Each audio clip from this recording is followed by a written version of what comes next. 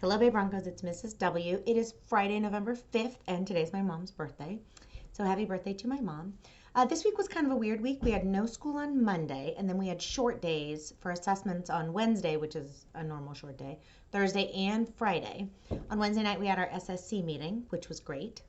Next week is another really strange week. So Monday, Tuesday, and Wednesday are shortened days. So kids, TKs get out at 12:45. Kindergarten through first grade get out at 1:30, and everybody's an early bird in kinder and TK. On Thursday, there's no school for Veterans Day.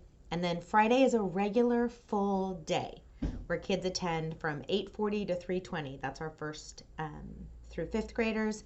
And then the kinder and TKs are on their normal early late bird schedule. I know, super strange week. When you have a Thursday off, it's very weird. I will also not be here next Friday. There will be a video, but Ms. Todd will be doing the read aloud, which is lovely. And Mrs. Drake will be the principal in charge. She's lovely. You'll enjoy her. I'm not sure she's going to wear ears, but she will keep your children safe. Saturday, the 13th of November is World Kindness Day. So I hope that you'll take some time to do something kind for someone else. So I hope you all are doing well. I've been out there really trying to help monitor traffic. It's been tough. Please, please, please do not park in crosswalks. Do not park in the red zone. The reason that we have those red zones is to keep our kids safe as they are exiting the school. So thank you so much for your help. I appreciate you all. And today, in honor of Native American Heritage Month, I have a book to read called Sharice's Big Voice. A Native Kid Becomes a Congresswoman by Sharice Davids and Nancy K. Mays. I'm going to be reading the first half of this book today, and then I'll read the second half the Friday before Thanksgiving, because next week it's Miss Todd's read aloud. Sharice's Big Voice. Sharice's Big Voice. I'm going to make sure you see the pictures. This is a picture of me and my mom the night I was elected to Congress. When I see this, I think of how amazing it is I won. I think how amazing it is that I even tried to win. When I was young, I never thought I'd be in Congress, and I never thought I'd be one of the first Native American women in Congress. So Congress is part of our government. They actually help make the laws and the rules for our country. During the race, I heard from a lot of doubters. They thought I couldn't win based on what I look like, who I love, and where I started. But here's the thing. Everyone's path has obstacles, some more than others. Everyone faces challenges, and people who doubt them. Sometimes we even doubt ourselves. Everyone's path looks different. Let me tell you a little bit about mine. When I was young, I liked to talk. A lot. I still do.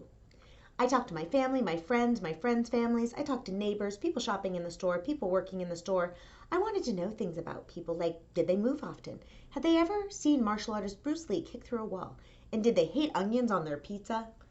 My mom likes to talk too. Watching her, I saw how a good conversation can make people happy. You start as strangers, but then you share ideas and learn about each other. Maybe you learn they've moved 4 times. They love Bruce Lee. And unlike me, they don't care if their pizza comes with onions. I still care. A lot. Sometimes I got in trouble for talking too much. Okay, more than sometimes. My teacher even moved me by her desk, but that didn't stop me. Sharice, she finally said, move out to the hall to finish your work. You can't talk out there. But she was wrong. I just talked to whoever passed by. One day, a boy in my class grew upset. So upset, he bolted out of the classroom. Sharice, my teacher said, can you get him to come back in? When I found him inside, I did what I always do. I started talking. Then he started talking, and I listened. That was all my friend needed, and we went back to class. I was getting better at listening. I learned that listening gives people room to be themselves, to feel angry or sad or happy. I discovered that the best way to learn about people is to listen to them. That's a really good lesson. My friends at school were confused about me because I looked different from them. They always asked, what are you, Sharice? So one day I asked my mom, what am I? You're Native American, my mom said, after she told me that wasn't a nice question to ask people. We're members of the Ho-Chunk Nation, she said. I learned my mom was removed from her family and told to pretend she wasn't Ho-Chunk. Our nation is mostly in Wisconsin, where my aunts and cousins live. We're related to the Winnebago tribe in Nebraska. We used to be all one people, but long ago the U.S. government forced tribes to move away from their homelands. I also learned we call ourselves people of the big voice. which obviously fits me well. My big voice came in handy every time I started a new school. My mom was in the Army for 20 years, so we moved back and forth between Germany, Kansas, and Missouri. At every school, I made friends by talking and listening. I knew a good conversation could break down walls, just like Bruce Lee. Hey, hi! In Germany, a soldier taught me martial arts for free. I wanted to keep taking lessons when we returned home, but my mom couldn't afford them. So I watched Bruce Lee movies all the time. He could do a roundhouse kick, a palm strike, and a flying armbar. I ran around the house, punching and kicking, trying to copy him. When my mom was being strong and fierce at work, I was being strong and fierce at home. When I was 13, I went to my mom's work for a special ceremony. She had earned a promotion to a higher level in the Army, Sergeant First Class. My mom asked me to pin the special sergeant patch on her uniform. I watched her stand at attention in her Army fatigues, an American flag behind her. I felt so proud. It took years for her to earn the promotion.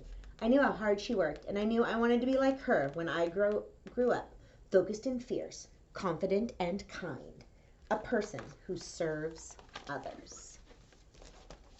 So that's the first part of Sharice's big voice. I hope you enjoyed it. I'm really looking forward to seeing the amazing things that Sharice does with her big voice.